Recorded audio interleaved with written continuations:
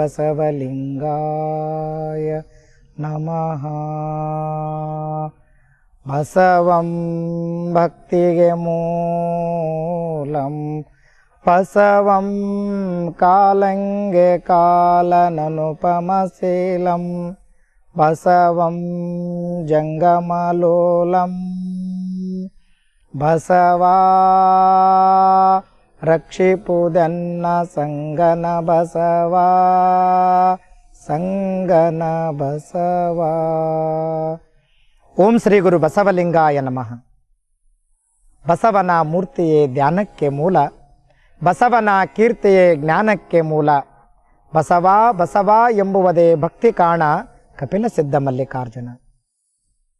ಪ್ರಾತಸ್ಮರಣದಲ್ಲಿ ಸಚ್ಚಿದಾನಂದ ಪರಿಪೂರ್ಣನಾಗಿರ್ತಕ್ಕಂಥ ಪರಮಾತ್ಮನನ್ನು ಸ್ಮರಿಸಿ, ಜಗತ್ತಿನ ಮನುಕುಲ ಕೋಟಿಗೆ ಕಲ್ಯಾಣದ ಪಥವನ್ನು ಬೋಧಿಸಿರ್ತಕ್ಕಂಥ ದೀನ ದಲಿತರನ್ನು ಅಪ್ಪ ಬಪ್ಪ ಎಂದಪ್ಪಿಕೊಂಡಿರ್ತಕ್ಕಂಥ ಎನ್ನಪ್ಪ ಕಲ್ಯಾಣದಪ್ಪ ಲೋಕಪೂಜ್ಯ ಮಂತ್ರಪುರುಷ ಗುರು ಬಸವ ತಂದೆಯನ್ನು ಹೃತ್ಕಮಲದಲ್ಲಿ ಭಕ್ತಿಯಿಂದ ನೆನೆದು ಸದಾವಕಾಲ ಸ್ಮರಣೀಯರಾಗಿರ್ತಕ್ಕಂಥ ಬಸವಾದಿ ಪ್ರಮತರನ್ನು ಜಗತ್ತಿನ ಸಂತಮಾಂತ ಪ್ರವಾದಿಗಳ ದಿವ್ಯಚೇತನಕ್ಕೆ ಶರಣೆಂದು ಮಣೆದು ಸದ್ಗುರುಗಳ ಶ್ರೀಚರಣವನ್ನು ಹೃದಯ ಕಮಲದಲ್ಲಿ ಭಕ್ತಿಯಿಂದ ನೆನೆಯುತ್ತಾ, ಶರಣ ಬಂಧುಗಳೇ, ಜಗತ್ತಿನ ಇತಿಹಾಸದ ಪುಟದಲ್ಲಿ ದೇವರನ್ನ ಹುಡುಕಾಡಿ ತಮ್ಮ ಆವಿಷ್ಯವನ್ನೇ ಕಳ್ಕೊಂಡಾರೆ.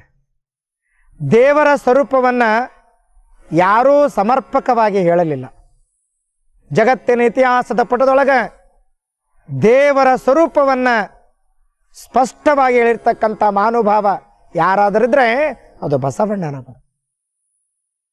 ಕಲ್ಲು ದೇವರು ದೇವರಲ್ಲ, ಮಣ್ಣು ದೇವರು ದೇವರಲ್ಲ, ಮರದೇವರು ದೇವರಲ್ಲ, ತಾಮ್ರ ಹಿತ್ತಾಳೆ ಕಂಚು ಅಷ್ಟಲೋಭಗಳಿಂದ ಮಾಡಿದಂಥ ಯಾವ ದೇವರುಗಳೂ ದೇವರಲ್ಲ. ತನ್ನ ತಾನರಿದು ತಾನಾರೊಂದು ತಿಳಿದೊಡೆ, ತಾನೇ ದೇವನೋಡ ಪ್ರಮಾಣ ಕೂಡಲ ಸಂಗಮ ದೇವ. ದೇವರನ್ನ ನನ್ನೊಳಗೆ ತೋರಿಸಿರ್ತಕ್ಕಂಥ ಅತ್ಯದ್ಭುತವಾಗಿರ್ತಕ್ಕಂಥ ತತ್ವ ಅಂದರೆ ಅದು ವಚನ ತತ್ವ, ಅದು ಶರಣ ತತ್ವ, ಅದು ಬಸವಾದಿ ಶರಣರು ತೋರಿಸಿರ್ತಕ್ಕಂಥ ಮಾರ್ಗ. ಇವತ್ತ ನಾವು ಸಮಾಧಾನ ಬೇಕು, ಶಾಂತಿ ಬೇಕು, ಆನಂದ ಬೇಕು, ಸುಖ ಬೇಕಂತ ತಿಳ್ಕೊಂಡು ಅಲದಾಡಕತ್ತೀವಿ. ಎಲ್ಲಿ ಹೋದ್ರೆ ಸಮಾಧಾನ ಸಿಕ್ಕಿತ್ತು, ಎಲ್ಲಿ ಹೋದ್ರೆ ಆನಂದ ಸಿಕ್ಕಿತ್ತು, ಎಲ್ಲಿ ಹೋದ್ರೆ ಸಂತೋಷ ಸಿಕ್ಕಿತ್ತು ಅಂತೀವಿ. ಹೊರಗಡೆ ಬಾಹ್ಯ ಪ್ರಪಂಚದ ವಿಷಯಾಸಕ್ತಿಗಳಿಂದ ಬೆನ್ನು ಹತ್ತಿದ್ರೆ ನಮಗೆ ಸುಖ, ಶಾಂತಿ, ಸಮಾಧಾನ, ನೆಮ್ಮದಿ ಸಿಗಲಾರದು. ಹಾಗಾದರೆ ಎಲ್ಲಿ ಹೋಗ್ಬೇಕು?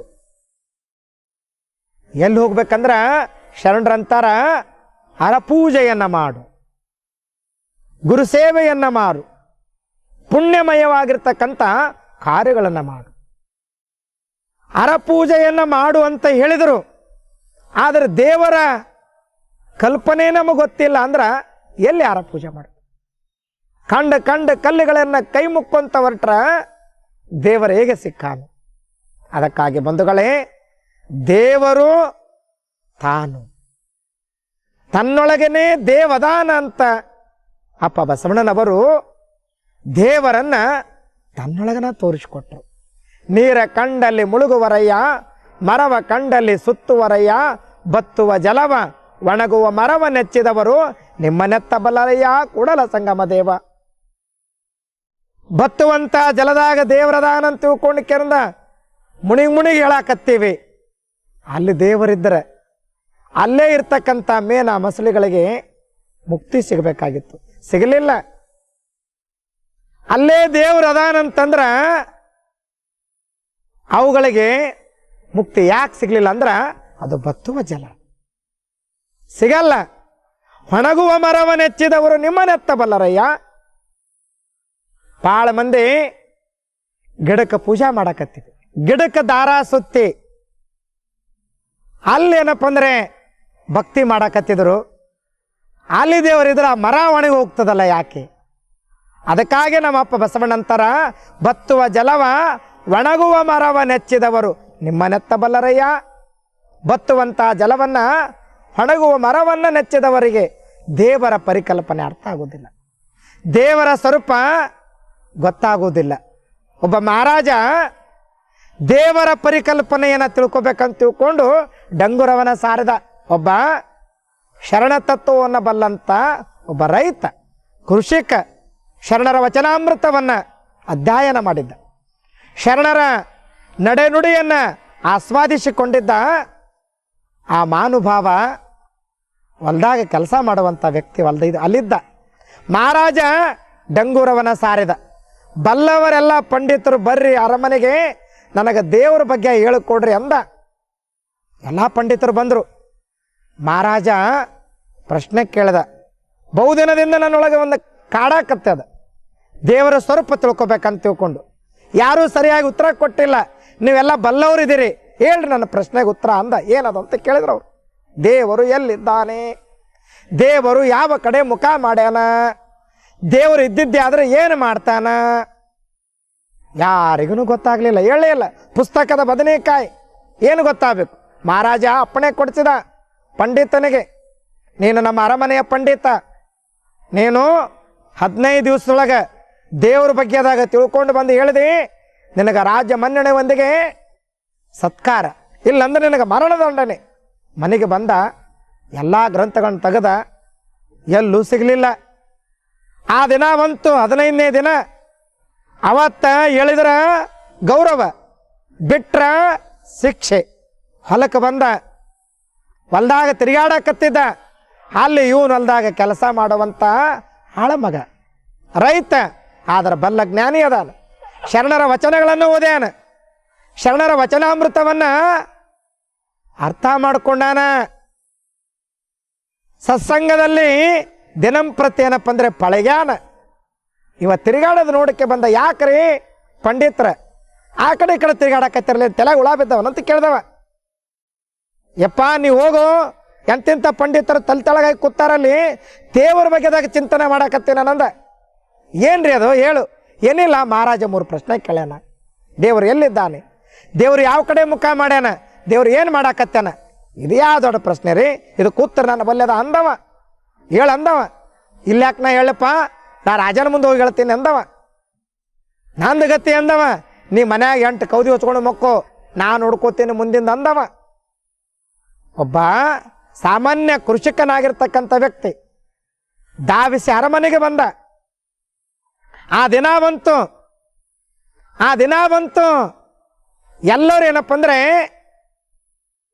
ನೆರೆದಾರ, ಸಾವಿರ ಜನ ಅರಮನೆಯೊಳಗೆ ಕೂಡ್ಯಾರ. ಆವಾಗ ಪ್ರಶ್ನೆಗಳಿಗೆ ಉತ್ತರ ಹೇಳುವಂಥ ವ್ಯಕ್ತಿ ಬರಲಿಲ್ಲ ಅಂತ ತಿಳ್ಕೊಂಡು ಕೆರಂದ ಹೋರಿ ಅವನಿಗೆ ಪಂಡಿತ ಕರ್ಕೊಂಬರ್ರಿ ಅಂತ ತಿಳ್ಕೊಂಡು ಕಳಿಸೋದ್ರಾಗನ ಈ ಸಾಮಾನ್ಯ ಮನುಷ್ಯ ಬಂದು ರಾಜನ ಅರಮನೆಯೊಳಗೆ ಬಂದು ರಾಜನ ರತ್ನಖಚಿತವಾಗಿರ್ತಕ್ಕಂಥ ಸಿಂಹಾಸನದ ಬಂದು ನಿಂತ. ಯಾರು ನೀನು? ನಾನು ಪಂಡಿತನ ಆಳಮಗ. ನೀ ಯಾಕೆ ಬಂದಿ? ಅಲ್ಲ, ನೀವು ಪ್ರಶ್ನೆ ಕೇಳಿರಂತ. ಇಟ್ಟ ಸಣ್ಣ ಪ್ರಶ್ನೆಗಳಿಗೆ ಉತ್ತರ ಹೇಳೋದು ನೀವ್ಯಾಕ? ನಾನಾ ಹೇಳ್ತೀನಿ ಅಂತ ತಿಳ್ಕೊಂಡು ಪಂಡಿತನ ಮನೆಯಾಗ ಕುಂದಿರಿಸಿ ಬಂದಿನಿ. ಸಣ್ಣ ಪ್ರಶ್ನೆ ಅಂದವ. ಇದ್ಯಾ ಮಹಾ ಪ್ರಶ್ನೆ ರೀ, ಈ ಪ್ರಶ್ನೆಗಳಿಗೆ ಉತ್ತರ ನಾನು ಹೇಳ್ತೀನಿ ಅಂದವ. ಹಾಗಾದ್ರೆ ಹೇಳು ಅಂದ್ರವರು. ಇಲ್ಲ, ನಂದೊಂದು ಪ್ರಶ್ನೆ ಅದ. ಉತ್ತರ ಹೇಳೋರು ಎಲ್ಲಿ ಕೂಡಬೇಕು, ಪ್ರಶ್ನೆ ಕೇಳೋರು ಎಲ್ಲಿ ಕೂಡಬೇಕು? ಉತ್ತರ ಹೇಳೋರು ಮ್ಯಾಲೆ ಕೂಡಬೇಕು, ಪ್ರಶ್ನೆ ಕೇಳೋರು ಕೆಳಗೆ ಕೂಡಬೇಕು. ಮತ್ತೆ ನಾ ಉತ್ತರ ಹೇಳಕ್ಕೆ ಬಂದೀನಿ. ನಿನಗ ಉತ್ತರ ಬೇಕಾಗಿತ್ತು ಅಂದ್ರೆ ಕೆಳಗೆ ಕೂಡ ಅಂದವ. ನಿರ್ವಾಣಿಲ್ಲ, ಮಹಾರಾಜ ಕೆಳಗೆ ಬಂದು ಕುಂತ. ಸಾಮಾನ್ಯ ಕೃಷಿಕ ಶರಣತತ್ವವನ್ನು ಅಧ್ಯಯನ ಮಾಡಿರ್ತಕ್ಕಂಥ ವ್ಯಕ್ತಿ, ಎಂದೂ ಅವ ಕುರ್ಚಿ ಮೇಲೆ ಕೂಡಲಾರ್ದ ವ್ಯಕ್ತಿ ರತ್ನಖಚಿತವಾಗಿರ್ತಕ್ಕಂಥ ಸಿಂಹಾಸನ ಮೇಲೆ ಕೂತ ಅಪ್ಪಣೆ ಮಾಡಿದ ಮಹಾರಾಜರಿಗೆ. ಕೇಳು, ಏನು ಪ್ರಶ್ನೆ ಅದ? ದೇವರು ಎಲ್ಲಿದ್ದಾನೆ? ಸುಮ್ಮನೆ ಹೇಳಂಗಿಲ್ಲ. ಶರಣ ಧರ್ಮ ಪ್ರಾಕ್ಟಿಕಲ್ ಧರ್ಮ, ಅದು ಪ್ರಾಯೋಗಿಕವಾಗಿರ್ತಕ್ಕಂಥ ಧರ್ಮ. ಶರಣರು ಎಂದೂ ಆಡಿಕೆ ಉತ್ತರವನ್ನು ಕೊಟ್ಟಿಲ್ಲ. ನಾನು ಕೂಡ ಹಾಗೆ ಪ್ರಯೋಗ ಮಾಡಿ ಹೇಳ್ತೀನಿ ಅಂದವ. ಏನದು? ನಿಮ್ಮ ಅರಮನೆಯೊಳಗೆ ಹಾಕ್ಳದಾವಿಲ್ಲ, ಹಿಂಡು ಹಾಕ್ಳದಾವಿಲ್ಲ? ಅದಾವ. ಒಂದು ಹಿಂಡು ಹಾಕ್ಳನ್ನು ತಂದಿಂದಿರ್ಸಲಿ. ಆಕಳ ತಂದಿಂದಿರ್ಸಿದ. ಏ ರಾಜ, ಕಿವಿ ಹಿಂಡಿದ್ರೆ ಹಾಲು ಬರ್ತಾವೇನು? ಬಾಲ ಜಗಿದ್ರೆ ಹಾಲು ಬರ್ತಾವೇನು? ಇಲ್ಲ. ಹಾಲು ಬರ್ಬೇಕಂದ್ರೆ ಏನು ಮಾಡಬೇಕು? ಏನು ಡುಬ್ಬದ ಮೇಲೆ ಕುಂದಿರ್ಬೇಕಾ? ಇಲ್ಲ. ಆಕಳ ಕೆಚ್ಚಿ ಒಳಗೆ ಕೈ ಹಾಕಿ ನಯವಾಗಿ ನಾಜೂಕಿನಿಂದ ಪ್ರೀತಿಯಿಂದ ಹಿಂಡಿದ್ರೆ ಹಾಲು ಬರ್ತಾವ. ಹಂಗ ಸಚ್ಚಿದಾನಂದ ಪರಿಪೂರ್ಣನಾಗಿರ್ತಕ್ಕಂಥ ಜಗದಗಲ ಮುಗಿಲಗಲವಾಗಿರ್ತಕ್ಕಂಥ ಪರಮಾತ್ಮ ಎಲ್ಲ ಕಡೆ ಇದ್ದರೂ ಕೂಡ ಅವ ಯಾರು ಅರಿತ ಅನುಭಾವಿಗಳದಾರ, ಯಾರು ಬಲ್ಲ ಜ್ಞಾನಿಗಳದಾರ, ಅವರ ಅಂತರಂಗದಲ್ಲಿ ದೇವರ ಪ್ರಕಟ ಆಗ್ತಾನ. ಬಸವಣ್ಣನವರಲ್ಲಿ ದೇವರ ಪ್ರಕಟ ಆಗಿದ್ದ, ಹಲ್ಲಮರಲ್ಲಿ ದೇವರ ಪ್ರಕಟ ಆಗಿದ್ದ, ಸಿದ್ದರಾಮನಲ್ಲಿ ದೇವರ ಪ್ರಕಟ ಆಗಿದ್ದ, ಅಕ್ಕಮಹಾದೇವಿ ತಾಯಿಯೊಳಗ ದೇವರು ಪ್ರಕಟ ಆಗಿದ್ದರು. ಚಪ್ಪಾಳೆ ಸುರಿಮಳೆ ಸುರಿ ಸಭಾ ಹೌದಲ್ಲಪ್ಪ. ದೇವರು ಎಲ್ಲಿದಾನಂದ್ರ ಬಲ್ಲಂತ ಜ್ಞಾನಿ ಬಲ್ಲೆ ಅದ. ಎಲ್ಲಿಯಾನ ಪರಮಾತ್ಮ, ಎಲ್ಲಿಯಾನೋ ಬಲ್ಲಂತ ಜ್ಞಾನಿ ಬಲ್ಲೆ ಅದಾನೋ ಅಂತ ತಿಳ್ಕೊಂಡು ತತ್ವ ಬಲ್ಲವರು ಆಡಿದಂತೆ ದೇವರು ನಮ್ಮೊಳಗದಾನ ಅನ್ನೋದನ್ನು ಮರೆತು ಹೊರಗುಡಿಕೆ ಆಡಕತ್ತ. ಹೌದಪ್ಪ. ಎರಡನೇ ಪ್ರಶ್ನೆ, ದೇವರು ಯಾವ ಕಡೆ ಮುಖ ಮಾಡ್ಯಾನ? ಅದನ್ನು ಮೂಢಾಚಾರ, ಕಂದಾಚಾರ. ಈ ಕಡೆ ಪೂರ್ವಕನ ಕುಂದಿರ್ಬೇಕು, ಉತ್ತರಕ್ಕನ ಕುಂದಿರ್ಬೇಕು? ಇಲ್ಲ.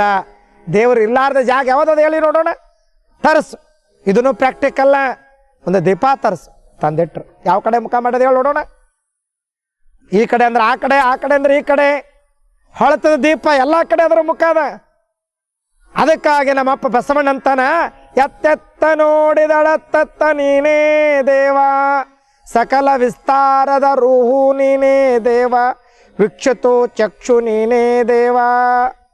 ಎತ್ತಿದೆ ಬಿರಿದೆ ಜಗವೆಲ್ಲ ಅರಿಯಲು, ಸ್ವರ್ಗ ಮರ್ತ್ಯ ಪಾತಾಳದೊಳಗೆ ಏಕೋ ದೇವ ನಮ್ಮ ಕೂಡಲ ಸಂಗಮ ದೇವ. ಎಲ್ಲ ಕಡೆ ಅವನ ಅದಾನ. ಆನಂದ ಆಯ್ತು ಅವನಿಗೆ.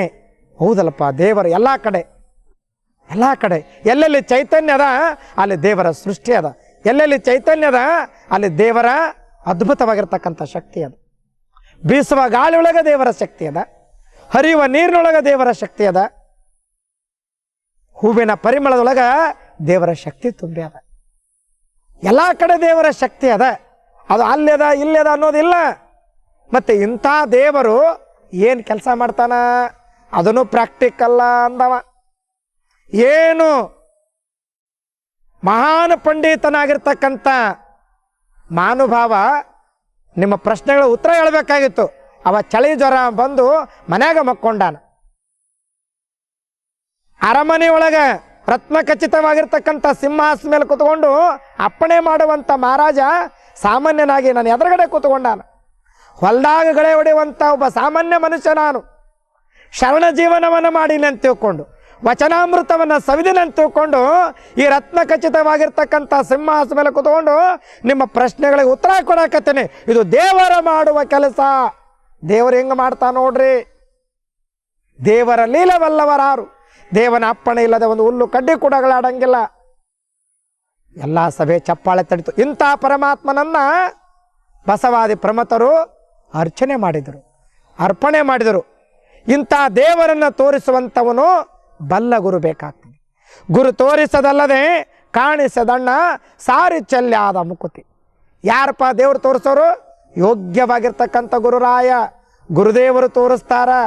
ಗುರುದೇವರು ತೋರಿಸಿದಾಗನ ನಮಗೇನಪ್ಪ ಅಂದರೆ ದೇವರು ಸಿಗ್ತಾನೆ. ಒಂದು ಘಟನೆಯನ್ನು ನೆನಪು ಮಾಡಿಕೊಡ್ತೇನೆ. ಗುರು ಎಂಥವ? ಗುರು ತೋರಿಸ್ಲಾರ್ದನೇ ದೇವರು ಸಿಗ್ತಾನೇನ? ಒಂದು 3 ವರ್ಷನ ಹುಡುಗ ಆಡಕತ್ತಿತ್ತು. ಮಕ್ಕಳ ಆಟ ಭಾಳ ಚಲೋ ರೀ. ಏನು ಆನಂದದಿಂದ ಆಡ್ತಾವಂತೀರಿ? ಮಕ್ಕಳು ಸ್ವಚ್ಛ ಮಾಡ್ಕೊಳ್ಳೋದ್ರೊಳಗೆ ಆನಂದ ಇರಂಗಿಲ್ಲ, ಹೊಲಸು ಮಾಡ್ಕೊಳ್ಳೋದ್ರಾಗ ಆನಂದ ಇರ್ತದೆ. ಕೆಸರಿತ್ತಪ್ಪ ಅಂದ್ರೆ ಅದರ ಬಂದ ಟಣ್ ಅಂತ ಜಿಗಿತಾವ, ನೀರು ಮುಖಕ್ಕೆ ಸಿಡಿದ ಮೇಲೆ ಆನಂದ ಪಡ್ತಿರ್ತಾವೆ. ಏನು ಆನಂದ ಪಡ್ತಿರ್ತಾವೆ ನೋಡ್ಬೇಕು. ನೀವು ಕರೆದ್ರೆ ಮನೆ ಬರ್ತಾವೇನೋ? ಇಲ್ಲ, ಸಾಕಾಗ್ಬೇಕು ಅವಕ್ಕ ಮಕ್ಕಳಿಗೆ. ಆಡಿ ಆಡಿ ಆಡಿ ಆಡಿ ಆಡಿ ಆಡಿ ಕೈಕಾಲು ದಣಿಬೇಕು. ಮುಗ್ನ್ಯಾಗೆ ಆಡು ಗೊನ್ನೆ ಸುಂಬಳ ಬರ್ತದ, ಒಂದಾಕ್ ಮಾಡ್ಕೊಂಡಿರ್ತದ, ಎರಡು ಮಾಡ್ಕೊಂಡಿರ್ತದ. ಎಲ್ಲ ಹೊಲಸಾದ ಮೇಲೆ ಮುಖ ಗಂಟು ಹಾಕೊಂಡು ಒಳಗೆ ಬರ್ತಿರ್ತದ. ಅಪ್ಪ ಇದ್ದಾವ ಚಲೋ ಬಟ್ಟೆ ಹಾಕ್ಕೊಂಡು ಹೊರಗಡೆ ಬರ್ತಿರ್ತಾನ. ಇದು ಸಣ್ಣ ಮಗು ಹೊಲಸು ಮಾಡ್ಕೊಂಡು ಅನ್ನುವಂಥ ಖಬರ್ ಇರಂಗಿಲ್ಲ. ಅದು ಯಪ್ಪ ಯಪ್ಪ ಯಪ್ಪ ಯಪ್ಪ ಯಪ್ಪ ಅಂತ ಓಡಿ ಬರ್ತದ. ಅಪ್ಪ ಎತ್ಕೊಂಡಾನ, ತು ತು ತು ತು ಚಿಚಿ ಚಿಚಿ ಚಿ ಅಂತಾನ. ನಡಿ ನಡಿ ಏನು ಹೊಲಸನ ಹಾರಕತ್ತೆ ಅಂತಾನ. ತಾಯಿ ಬರ್ತಾಳ. ಎಂಥ ತಾಯಿ ನಮ್ಮವ್ವ. ಆಕೆ ಮೂಗು ಮುಚ್ಕೊಂಡಿದ್ರೆ ಜಗತ್ತಿನೊಳಗಿರ್ತಕ್ಕಂಥ ಯಾವ ಸಂತರು ದೊಡ್ಡವರಾಗ್ತಿರ್ಲಿಲ್ಲ, ನಾವು ದೊಡ್ಡವರಾಗ್ತಿರ್ಲಿಲ್ಲ, ನೀವು ದೊಡ್ಡವರಾಗ್ತಿರ್ಲಿಲ್ಲ. ತಾಯಿ ಕಳ್ಳದು. ತಾಯಿ ಧಾವಿಸಿ ಓಡಿ ಬಂದಳು. ಏನು ಮಾಡಿದಳು? ಅಯ್ಯಾನನ ಮಗನ ರಾಜಕುಮಾರ ಅಂತ ತಿಳ್ಕೊಂಡು ಲಟ ಲಟ ಲಟ ಮುದ್ದು ಕೊಟ್ಟಳು. ಅದು ಯಗ್ಗಣ ಮರಿನೇ ಇರಲಕ್ಕ, ಆದರೆ ತಾಯಿಗೆ ರಾಜಕುಮಾರ. ಆಡಿ ಬಂದಿ ಏನ ನನ್ನ ಕಂದ, ತೆಂಗಿನ ಕಾಯಿ ಎಳೆನೀರ ತಕ್ಕೊಂಡು ನಿನ್ನ ಬಂಗಾರದ ಮೂರೆ ತೊಳೆದೇನ. ಏನು ಜನಪದ ಗರತಿ ಬರಿತಾಳ. ತಾಯಿ ವಾಸ್ತಲ್ಯ ಮಮಕಾರ ಮೂರ್ತಿ. ಅದಕ್ಕಾಗಿ ಶಿವಯೋಗಿ ಸಿದ್ದರಾಮೇಶ್ವರ ಹೇಳ್ತಾರ, ತೊಟ್ಟಿಲ ತೂಗುವ ಕೈ ಜಗತ್ತನ್ನೇ ತೂಗಬಲ್ಲದು. ಹೆಣ್ಣು ಹೆಣ್ಣಲ್ಲ, ಹೆಣ್ಣು ಸಾಕ್ಷಾತ್ ಕಪಿಲ ಸಿದ್ಧ ಮಲ್ಲಿಕಾರ್ಜುನ. ಹೆಣ್ಣುಮಕ್ಕಳಂದ್ರೆ ಸಾಮಾನ್ಯರಲ್ಲ, ದೇವತಾ ಸ್ವರೂಪರು, ದೈವತ್ವದ ಎತ್ತರಕ್ಕೆ ಏರಿಬಲ್ಲವರು. ಅಂಥ ತಾಯಿ ಏನು ಮಾಡಿದಳು, ಮಗನನ್ನು ಕರ್ಕೊಂಡು ಹೋಗಿ ಮನ್ಯಾಗ ಹೋಗಿ ಬಿಸಿ ನೀರಿಂದ ಸ್ನಾನ ಮಾಡಿಸಿದಳು, ಹೊಸ ಬಟ್ಟೆ ಹಾಕಿದಳು, ವಿಭೂತಿ ಹಚ್ಚಿದಳು, ಒಂದಿಷ್ಟು ಗಂಧ ಇಟ್ಟಳು. ಹುಡುಗ ಘಮ ಘಮ ಘಮ ಘಮ ಅಂತಿತ್ತು, ಲಕ ಲಕ್ಕ ಲಕ್ಕ ಅಂತಿತ್ತು. ಹೊಲಸಿದ್ದಾಗ ಅಪ್ಪ ಏನಂದ, ತೂ ತು ತು ತು ತು ಅಂದ, ಚೀ ಚೀ ಚಿ ಅಂದ. ಯಾವಾಗ ಹುಡುಗ ಘಮ ಘಮ ಅಲ್ಲಕತ್ತಿತ್ತು, ಯಾವಾಗ ಹುಡುಗ ಲಕ ಲಕ ಅಲ್ಲಕತ್ತಿತ್ತು, ಅವಾಗ ಅಪ್ಪ ಏನಂದ, ಹಲೋ ಮೈ ಡಿಯರ್ಸ್ ಅನ್ನ ಕಮಾನ್ ಅಂದ. ಅಲ್ಲೆಲ್ಲೆಲ್ಲೆಲ್ಲ ಮಗನೇ ಬಾ ಅಂದ. ಏನು ಮಾಡಿದೆ, ಎತ್ಕೊಂಡೇನಪ್ಪ ಅಂದರೆ ಲಟ ಲಟ ಲಟ ಮುದ್ದು ಕೊಟ್ಟ. ಹಂಗ ಈ ಜೀವಾತ್ಮ ವಿಷಯಾಸಕ್ತಿಗಳನ್ನು, ಕಾಮ, ಕ್ರೋಧ, ಮದ, ಲೋಭ, ಮತ್ಸರ, ವಿಷಯಾಸಕ್ತಿಗಳನ್ನು ತುಂಬಿಕೊಂಡು ದೇವರ ಹತ್ರ ಹೋದ್ರೆ ದೇವರು ಅನ್ನುವಂಥ ತಂದೆ ತೂತು ತೂತು ತು ಅಂತಾನ, ಚೀಚಿಚ್ಚಿ ಅಂತಾನ. ಸಮೀಪ ಬರಗೊಡಂಗಿಲ್ಲ. ಎಲ್ಲಿ ಹೋಗ್ಬೇಕು, ಗುರುದೇವರ ಹತ್ರ ಹೋಗ್ಬೇಕು. ಗುರು ಅನ್ನುವಂಥ ತಾಯಿ ಏನು ಮಾಡ್ತಾನ, ಆ ಅಜ್ಞಾನಿಯಾಗಿರ್ತಕ್ಕಂಥ ಜೀವಾತ್ಮನನ್ನು ಕರ್ಕೊಂಡು ಜ್ಞಾನದ ಜಲದಲ್ಲಿ, ವಚನಾಮೃತದ ಜಲದಲ್ಲಿ ಮೈ ತೊಳಿತಾನ. ಎಂಥ ಹುಡುಗಿ, ಅಷ್ಟಾವರಣದ ಹುಡುಗಿ. ಗುರು, ಲಿಂಗ, ಜಂಗಮ, ವಿಭೂತಿ, ರುದ್ರಾಕ್ಷಿ, ಮಂತ್ರ, ಪಾದೋದಕ, ಅಷ್ಟಾವರಣದ ಪರಿಕಲ್ಪನೆಯನ್ನು ಕೊಡ್ತಾನೆ. ಆವಾಗ ಜೀವಾತ್ಮ ಪರಮಶಾಂತಿ ಅನ್ನುವಂತಾನ. ಅಷ್ಟಾವರಣವೇ ಅಂಗ, ಪಂಚಾಚಾರವೇ ಪ್ರಾಣ, ಶಟಸ್ಥಲವೇ ಆತ್ಮ ಅನ್ನುವಂಥ ಸಿದ್ಧಾಂತವನ್ನು ಅಳವಡಿಸಿಕೊಂಡು ಜೀವಾತ್ಮ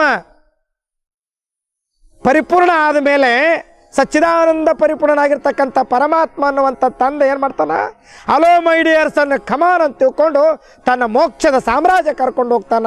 ಆವಾಗ ಜೀವಾತ್ಮ ಆನಂದದಿಂದ ಪರಮ ಶಾಂತಿ ಒಳಗೆ ಲೋಲಾಡ್ತಾನ.